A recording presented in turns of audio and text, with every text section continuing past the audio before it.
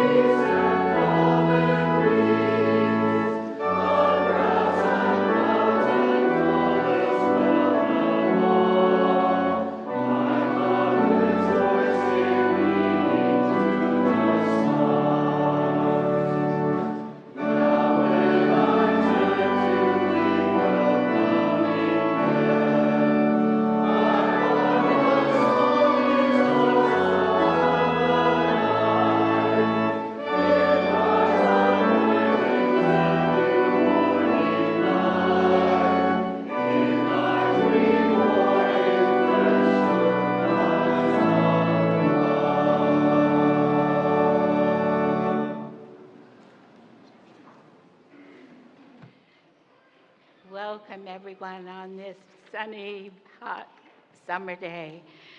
Welcome to First Unitarian Portland. We are a multi-generational, spiritually inclusive, and justice-centered community. We are so glad you're here with us today, whether you're here in the sanctuary or joining via our live stream. Whether you're here for the first time or you've been here for years. We also want to welcome back Signe Lusk, who's filling in for Garrett Bond today. He's homesick.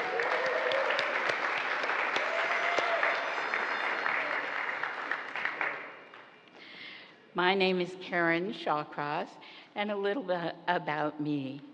This is my spiritual home. I've been a member since I moved to Portland 24 years ago. If you're new here and are also an introvert, I'll confess that I spent many social hours hiding out in the bookstore at first.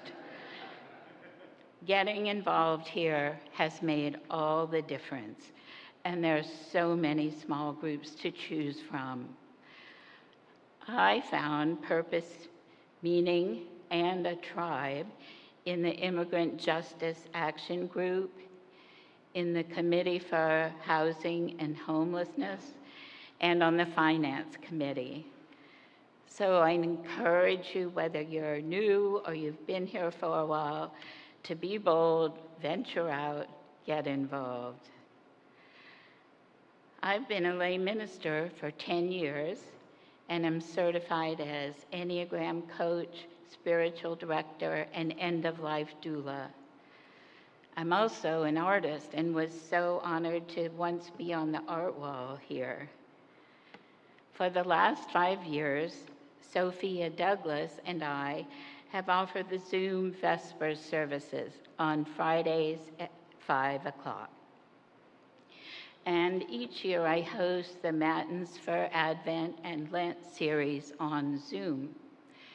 So today, it feels wonderful to be released from my Zoom box and to be here in real life with you.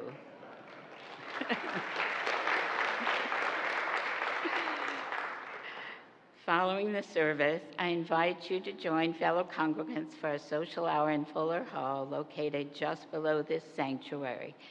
Hint, the bookstore is also in Fuller Hall.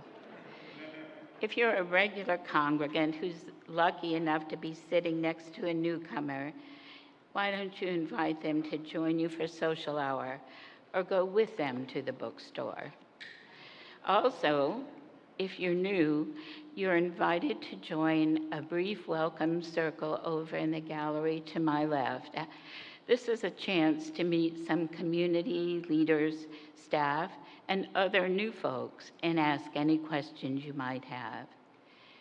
And here are some things to know about that are happening today.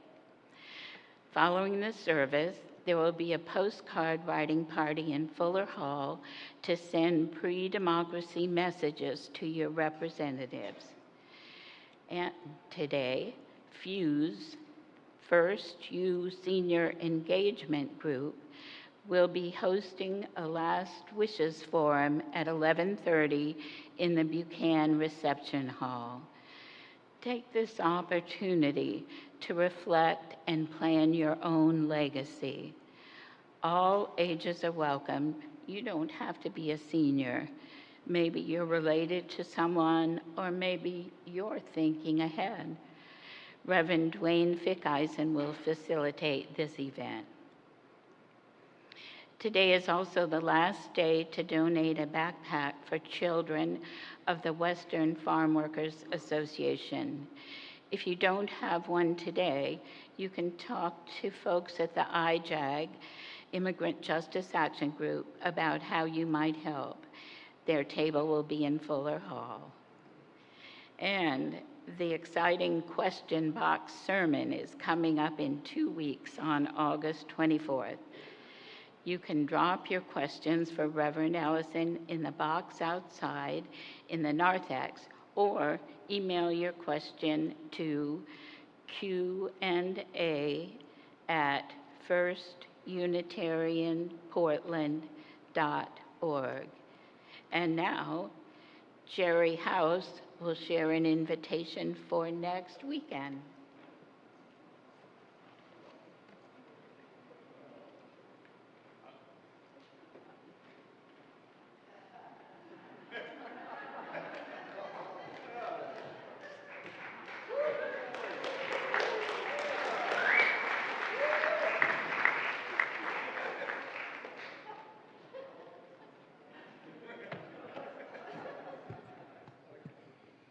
I'm ready for a picnic.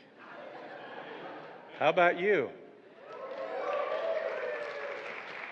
Next Sunday.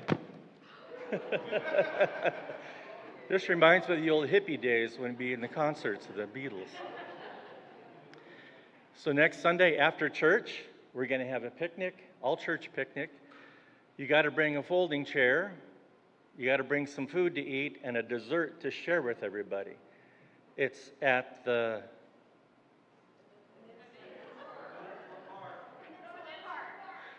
You heard it, Peninsula Park.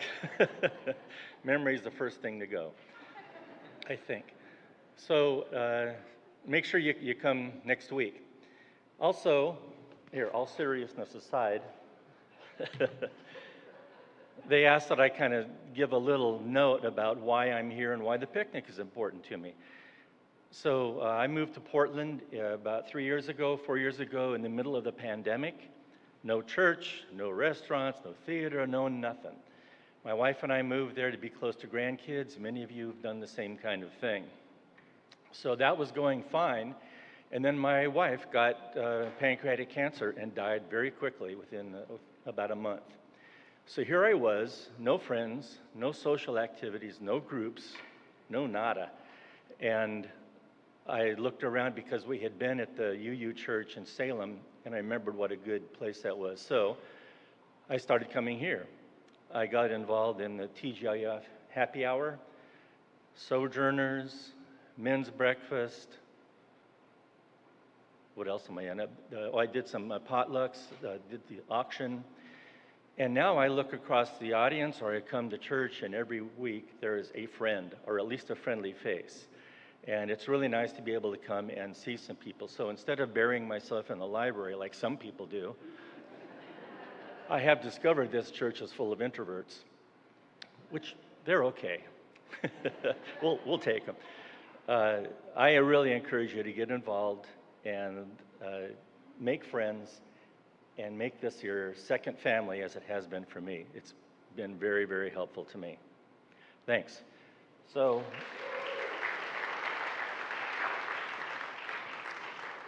are you ready for a picnic?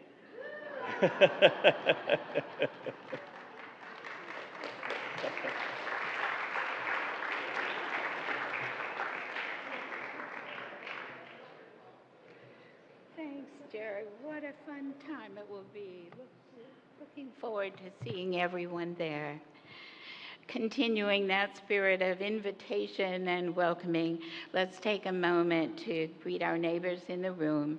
And if you're online, you can visit the chat box to greet others who are live streaming.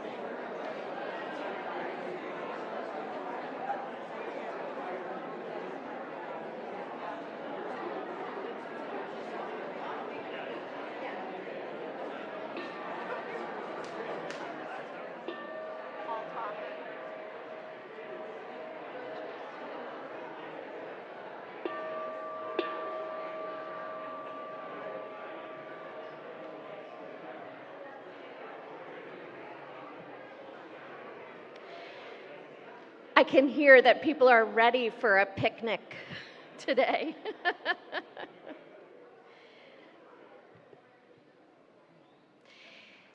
Let us open our service by lighting our chalice together. If you're at home, I invite you to light a candle or one of your chalices along with us. And let us say together our unison affirmation. We are Unitarian Universalists. We light this chalice in faith, in hope, and in love. And our call to worship this morning is by T.S. Eliot. What we call a beginning is often the end, and to make an end is to make a beginning. The end is where we start from. We shall not cease from exploration, and the end of all of our exploring will be to arrive where we started and know the place for the first time.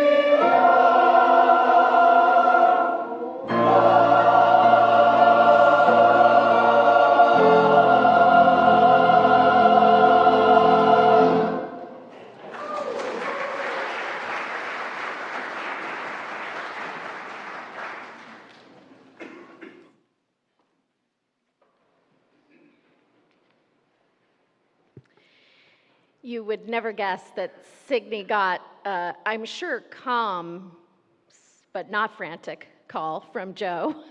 Would she like to join him on the chancel this morning? We are so blessed to have you as one of the people we can call upon, Signe.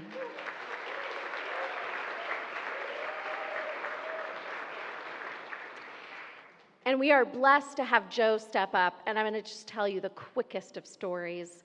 For a long time, we haven't done weddings around here, and we're doing our first wedding. We're open for weddings once again, starting next Saturday.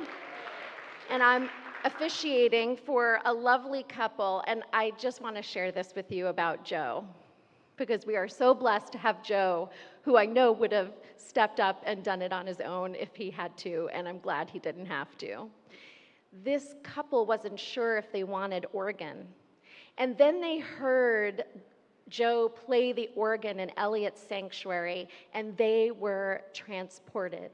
And to their delight and surprise, his holy fingers, they wanted to be companioned by them and their notes all the way through, and to feel the vibrations in their hearts for that first wedding in a long time. So we are blessed to have Joe O'Donnell.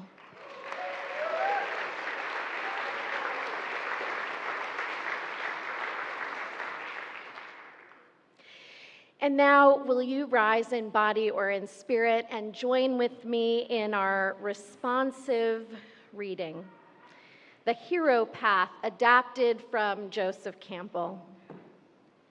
We have not even to risk the adventure alone, for the heroes of all time have gone before us. The labyrinth is thoroughly known.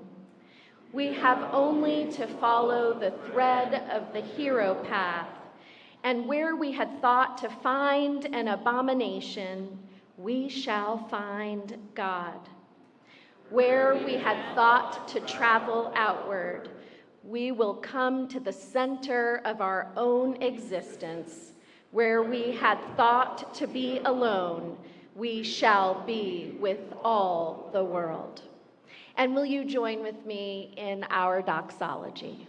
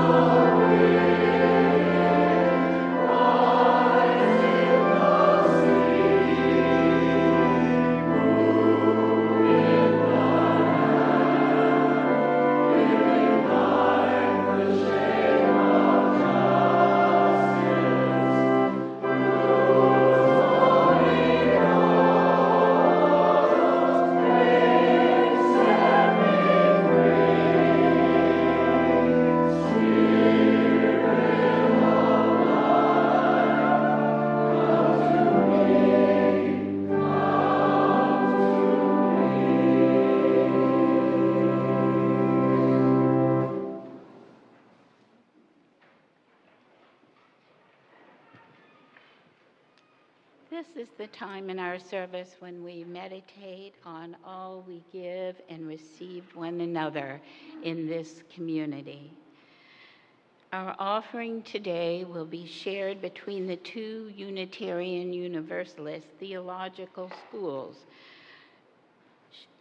the ones that shape the future of our denomination and educate religious professionals to carry our values into our congregations and into the wider world. If you'd like to donate by check or cash, our ushers will be coming around in just a moment. If you're at home, you can use the QR code on the screen, and in the sanctuary, it's easier to use the QR code on the yellow slips in one of the racks in front of you. And if you're on Boxcast, you can use the Donate Now button. Thank you for your generosity. It makes a difference.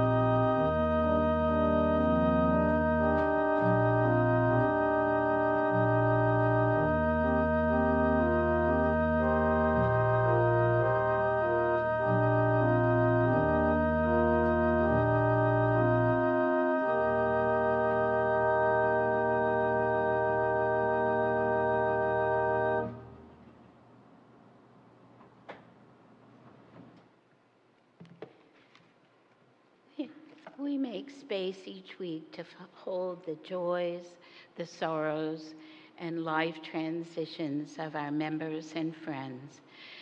You can send the milestone you wish to share aloud during the service through the new form at www.firstunitarianportland.org/pastoral-care. That's also on the website. Others are more private prayers, which you can share by lighting a candle and writing a prayer or intention in the right or left galleries, or by using that same new form. Your ministers and lay ministers receive them and hold them in prayer throughout the week.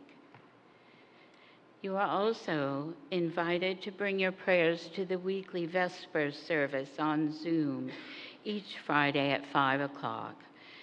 This brief, quiet service of music, prayer, poetry, meditation, and reflection offers a quiet pause at the end of each week. Currently on a brief summer hiatus, Vespers resumes on Friday, September the 5th. You can find the Zoom link in front steps and on the website. I hope to see you there. We have these pastoral concerns to share this morning. A happy one. Tom Disrude is recovering well from his recent hip replacement surgery and was happy to get outside earlier this week. And Garrett Bond is homesick today. We pray for his quick recovery. Will you join me now in a spirit of prayer and meditation? Spirit of life, we are all on a journey together. Many of us arrive today as weary pilgrims. Each day's news seems to bring fresh hurt to our hearts and causes us to grieve the many losses and assaults to all we hold dear. We offer our fervent prayers for all those suffering in these times throughout the world, especially for our democracy in crisis, for peace in Ukraine, the end of the humanitarian crisis in Gaza, for those suffering in wildfires in our country and in Canada, for our LGBTQIA siblings, our houseless neighbors, immigrants living in fear, and for healing and comfort for all those living with pain, anxiety, loss, and poverty. As we reach the last leg of our journey together for this church year, may we find rest and renewal in the blessings of nature.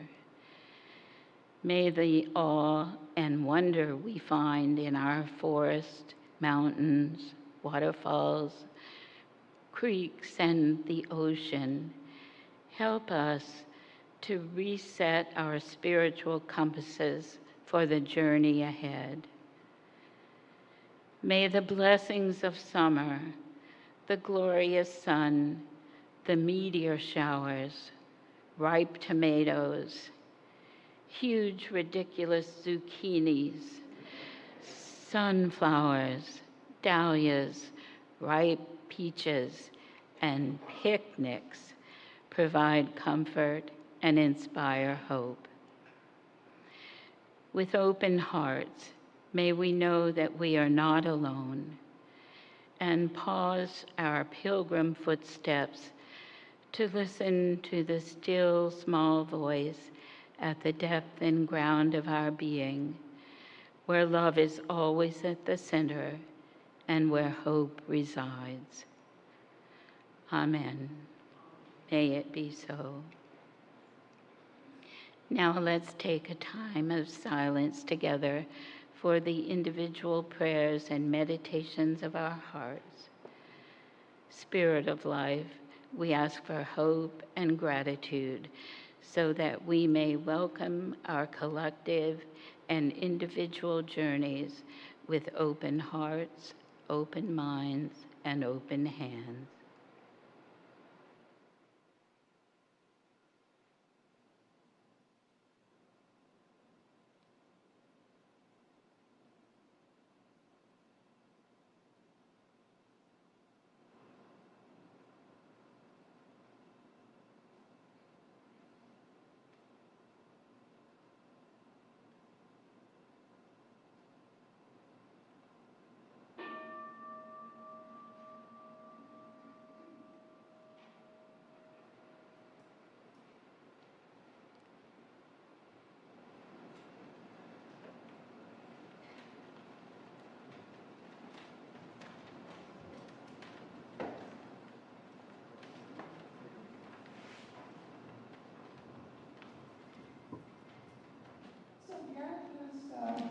Chosen a round, and it's in the teal book if you have those at your seats.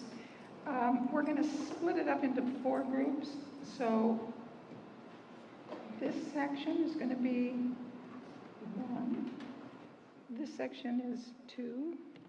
You are 3, and all of you are going to be 4. Can we go through it? It's up on the screen, great. So each line is repeated. You sing it through twice. When we go through the whole piece at the end, then we'll start with group 1, and they do their line twice. When they move to the second line, then I'll give you your cue, and you just jump in with both feet and all your chords. So on and so forth. Sound good? You got it? You ready to rock and roll? Be strong, be bold, be brave. The mantra. What? Twice. Yes, twice through is around. And then I'll do that, and that, when you get to the 4th line, just keep repeating it until you catch up with group 4. Does that make sense? As clear as mud. Here we go.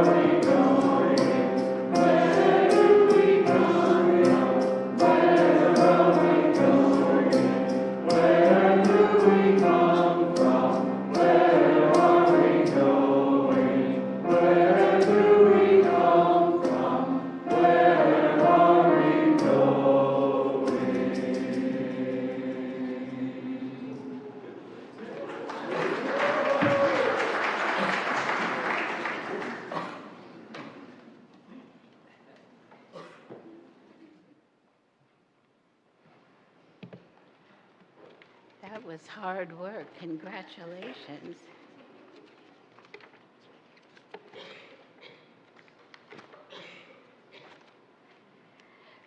Our reading is the poem The Journey by David White.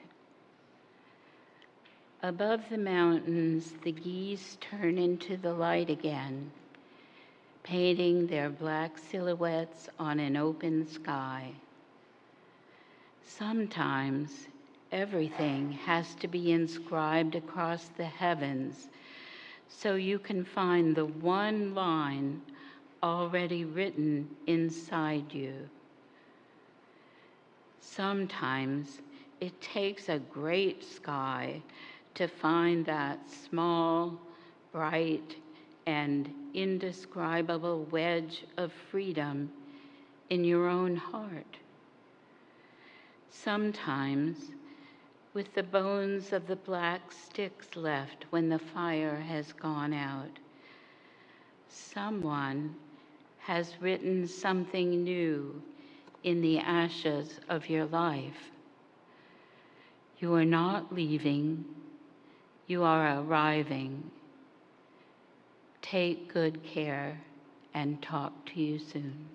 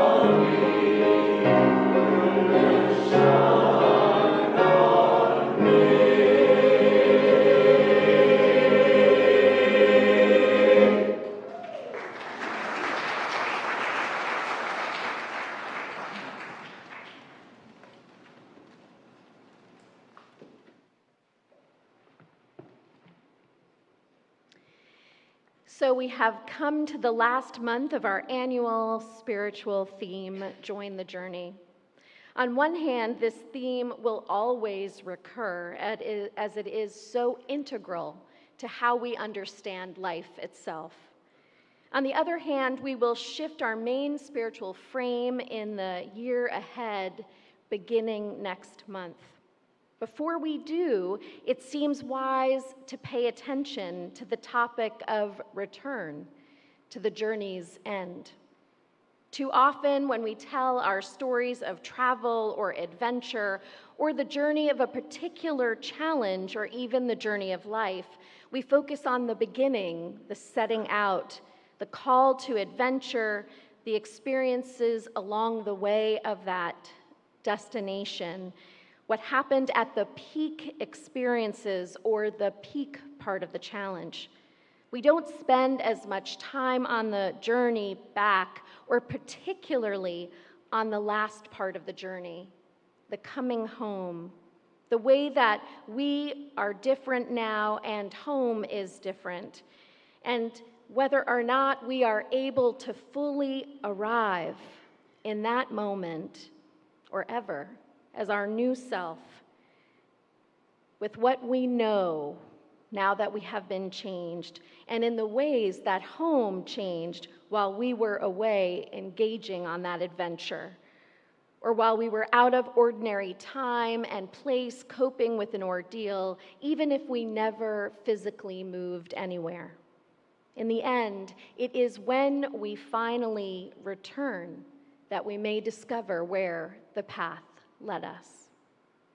To investigate the theme of return and arrival, I thought it fitting to reflect on one of the most often told stories from the wisdom tales of our parent tradition, Christianity. Let's return spiritually homeward for this homeward bound reflection. You may know this tale under the title of Prodigal Son, which actually shades our understanding of what that journey is about. One, it focuses our attention on one son in particular, but the story is actually about at least two sons, and maybe even three: the son who leaves home, the son who remains, and the father who is also someone's child. The parable has been known by other titles in various times in history and through various translations. As A.J. Levine tells us, and I have been greatly aided in my journey back into and out of this parable by A.J. Levine's scholarship, Egyptian Christian sources title it The Lost Son, which begs the question, which son is lost?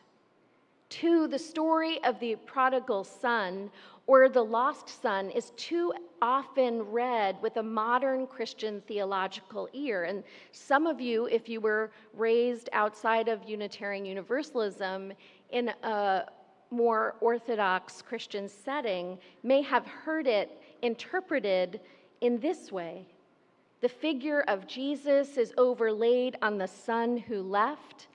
God is overlaid on the Father, and in some ways, whether we're conscious of it or not, a negative stereotype of Jews following the laws and works, as opposed to following the path of faith, can be overlaid on the son who toils in the fields. People always get that wrong. In the Jewish tradition, there is a sense also that the people are loved by God, and so therefore they follow the works and commandments. It is not the following of the works and commandments that leads to God's love. When Jesus shared the parable, he was a Jewish spiritual teacher, an unorthodox rabbi to be sure, but nonetheless, he wasn't overlaying Christian theological understandings that weren't formed until centuries later. Jesus was sharing a story not about himself, but one that provoked the listener to understand something meaningful about their own lives. So let me remind you quickly of this journey tale, which spends a lot of time on homecoming. A man has two sons. The younger asks his father for an advance, for the portion of an inheritance that will belong to him. The father obliges and divides his property and gives that portion to him. Sometimes we hear the story as if the father literally split it in two, but that's not what it says. He gives him the portion that will belong to him. Some would remain for the father's life and for the other son. Then the younger son heads out on a journey to a distant country, and here is what we learn about his time away. He squanders his inheritance and manages to spend all of what we imagine is a very significant amount of money. One familiar translation says that he spends it in dissolute living, and so we lay on it the brother's interpretation that perhaps he spent it on prostitutes, is what the brother suggests. But actually, the word would be better translated with excessive living. It is a more faithful translation. I have a question. In our world today, are there any fathers who have given their sons incredible advances on their inheritances that they have squandered? This is a story for us today. But you see, what happens is a famine befalls the land, and he finds himself in need, this distant land. He becomes a hired hand, maybe in today's terms, a day laborer. His job is to feed pigs, and he would gladly have eaten what they eat, but the people in this faraway country clearly do not practice love thy neighbor because no one will give him food, not even what they feed their pigs. Either he is not paid enough to buy anything for the local prices, or perhaps as an immigrant, he is a victim of wage theft. From my experiences as a director for a time of a workers' center, I would suspect that happened at times to him. Or people are hoarding what they have or simply won't share it with a stranger in a time of famine. When he comes to himself, the younger son thinks of how much food his father has for his hired hands with plenty to spare. He plans to go to his father's house to name how he has sinned, and in Judaism, that is better thought of as missing the mark of good living, and to offer to serve as a hired hand, not expecting to be treated as a son, and feeling, frankly, unworthy, having just squandered what he was given. While he is still far off, his father sees him and runs out and embraces him. The younger son insists that he has behaved terribly and feels unworthy of being treated as a child. But the father calls to his slaves to bring out the best robe for him to wear and gives him a ring and sandals, and even has them kill the fatted calf that they're saving for a special occasion. The father says, "Let us eat and celebrate, for my son who was dead is alive, and my son who was lost is found." Now, the elder son was in the fields working, but he hears a commotion back at the house and draws closer. And now he can hear what sounds like music and dancing. He calls out to one of the slaves and says, "What the heck is going on?" The slave replies, "Your brother is back. Your father killed the fatted calf to hold a party to celebrate that he is home safe and sound." Now, that older brother is furious. Like he's been saving up resentment against his brother and maybe his father for how his brother was given so much for years. He refuses to come in and join the party. To his mind, there is nothing to celebrate.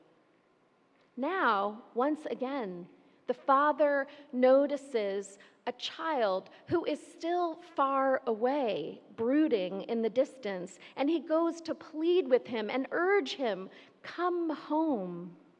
However, the elder son replies, "I have been working like a slave for you and never disobeyed any command. Yet you have never even given a goat for me to celebrate with my friends. But when this son of yours, who has spent all of your money on prostitutes, returns, you give him the fatted calf." Now, just a pause in the story.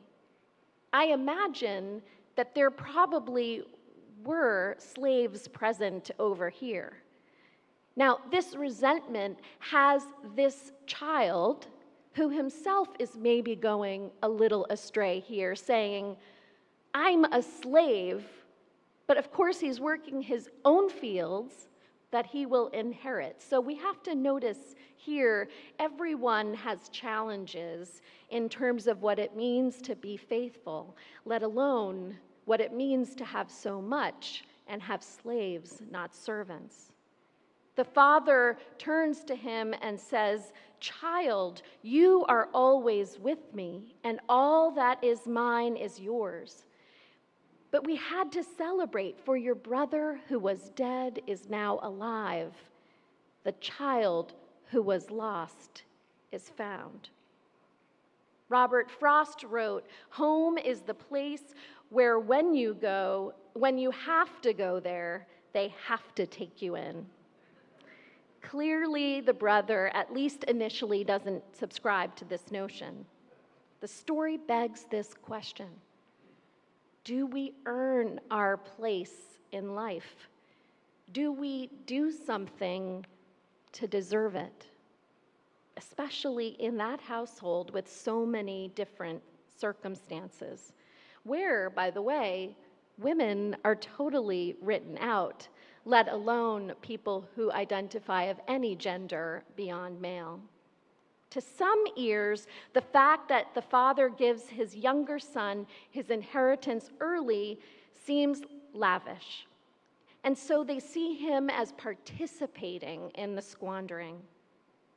However, we can figure out from the sparse details that the man was very wealthy, and as I said earlier, sometimes children get advances on their inheritance, and sometimes they squander it and are given more. In the classic journey or epic story, whether a mythological one as this one is, or even in our own life, what ultimately unfolds is a journey of coming to know oneself, who you are, where you belong, and what spiritual mettle you hold to survive or thrive in the world when faced with a challenge, when faced with an illness, when faced with a peak experience. Who are you now after that event? We don't know why the younger son leaves exactly. Was it wanderlust? Was he lost and in need of finding himself? Maybe he was in need of separation from a toxic relationship with his father or his brother.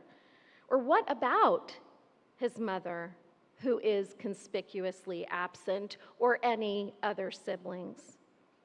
Or did everything come easily to him in the space of that home, and he wanted to discover who he was outside of that family, outside of that land?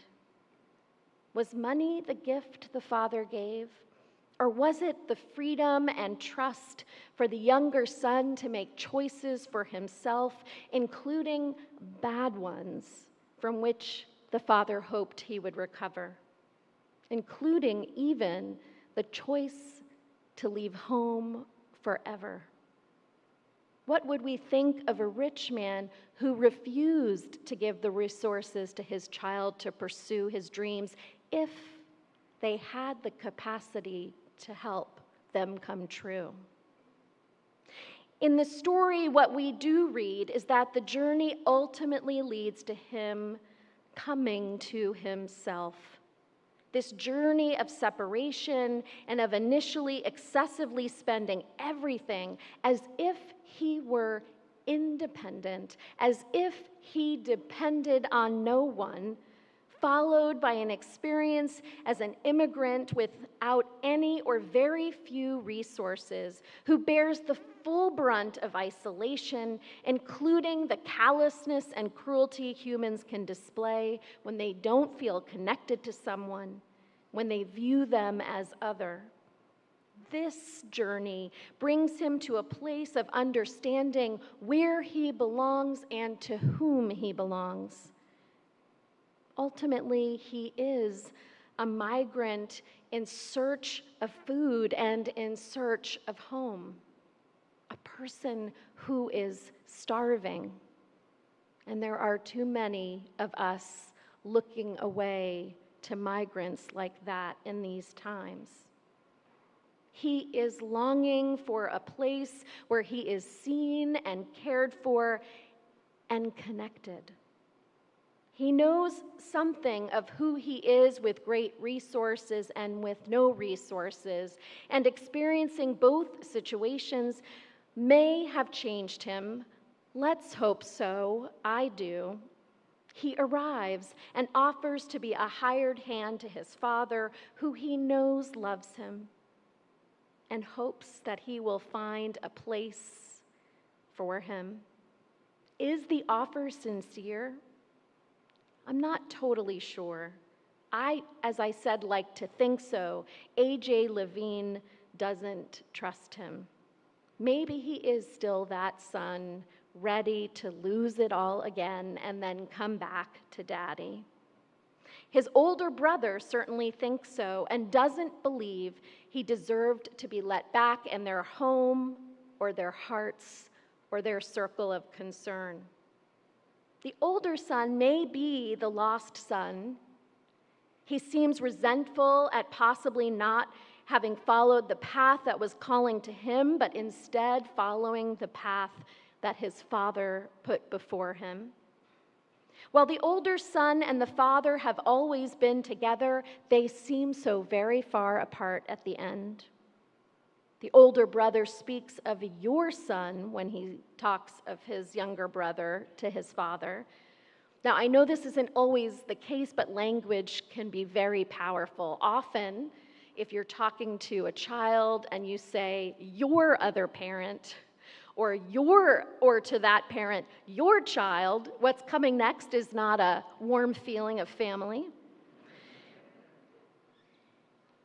There is disconnection between him and his brother, and even him and his father. But the father then tries to use language to unite them, and in the end, language is the power of the Bible and so many sacred texts, which is used for good and for ill. The father says, we had to celebrate you and me, my child, for this brother of yours has come back. As Unitarian Universalists, this homecoming offers us in particular a challenge. Who are we in the story as individuals, as a community? What does it mean to honor the inherent worth and dignity of everyone? Is it fair that the elder brother works so hard for the good of the whole family, and the younger brother who didn't want to contribute is celebrated as worthy of the calf that his older brother's grain fed? Are we always forgiving? Do we never judge? Has no one in this room ever said, you reap what you sow? How do we reconcile fairness and a belief that everyone's fate is intertwined? In the end, no one in that family deserves to be rich, and no one deserves to starve. Not in that household, not anywhere. Look at all the elder brother has, and yet he ends the story wanting all of it, unwilling to share, much like the people in the distant land with a migrant. The younger brother wants only enough to live by and no more, unless he is untrustworthy, as A.J. Levine says. Do we owe help and support to untrustworthy people? Are we universalists? In the journey of one brother finding himself and his place, the other brother somehow loses himself and his place without ever leaving home. Perhaps the parable is about how we are all related, how we are one, as we sang at the beginning of this service. All kin, as the Universalists would tell us. And how easy it is for humans to sin, in the Jewish understanding of that word, to fall short, to miss the mark, and to cut people out of our circle of concern. We see this with how we treat migrants and strangers, and how we are capable of even excluding brothers who we make strangers to us because they don't deserve help, because they didn't earn it, because they spent their resources in ways we disapprove of, because we see them as a threat to our security.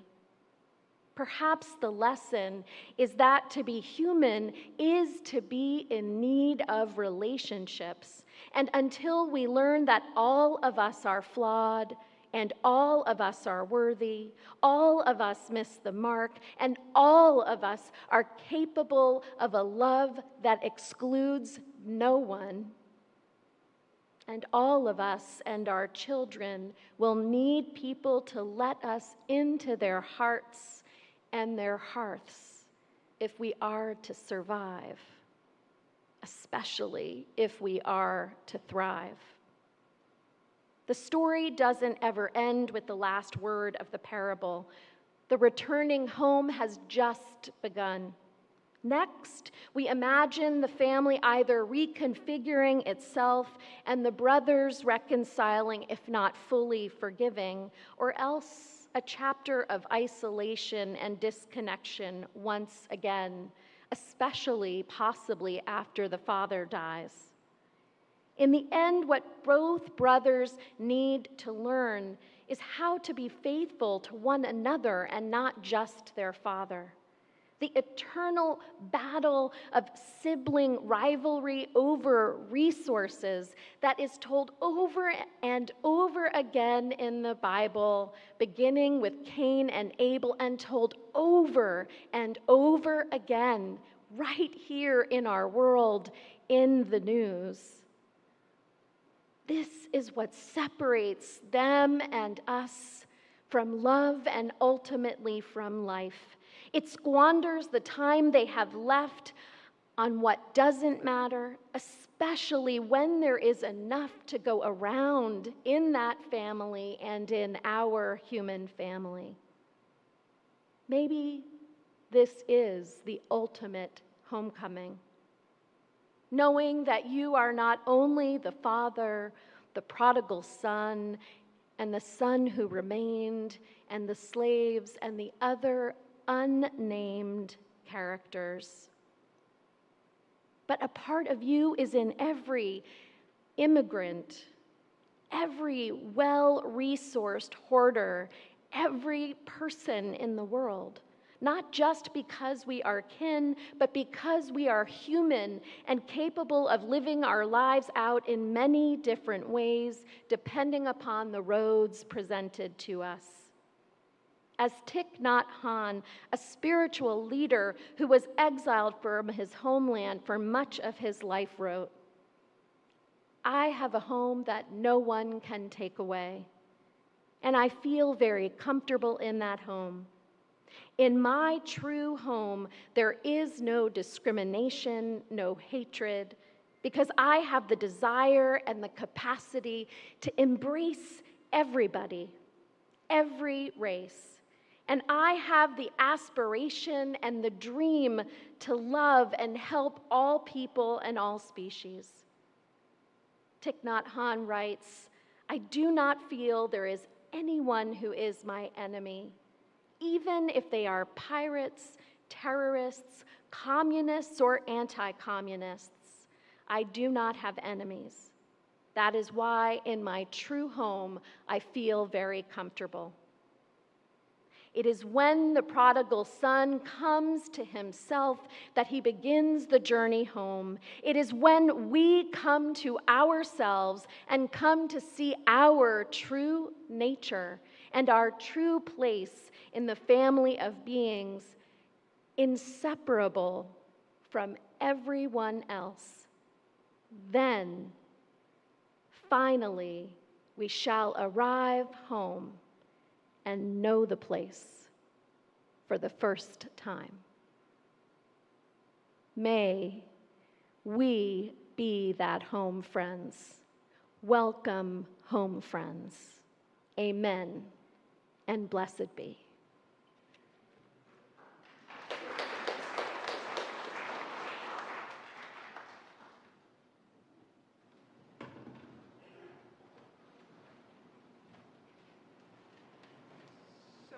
If you would rise as you are willing and able for our last hymn.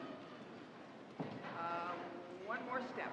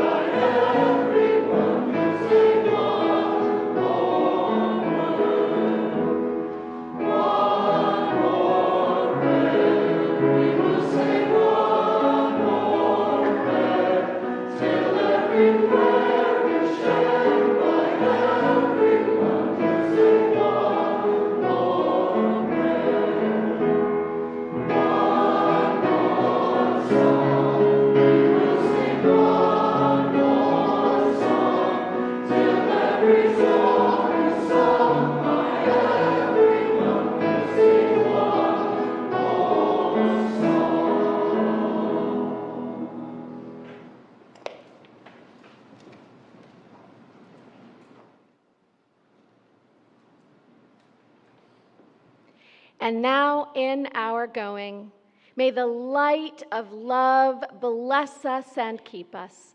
May it shine down upon us. May it be gracious unto each of us. And may it make all of us builders of a home called peace, where all may enter. For this is the day that you and I are given. So let us rejoice in it and be glad. Go in peace. Practice love. Amen.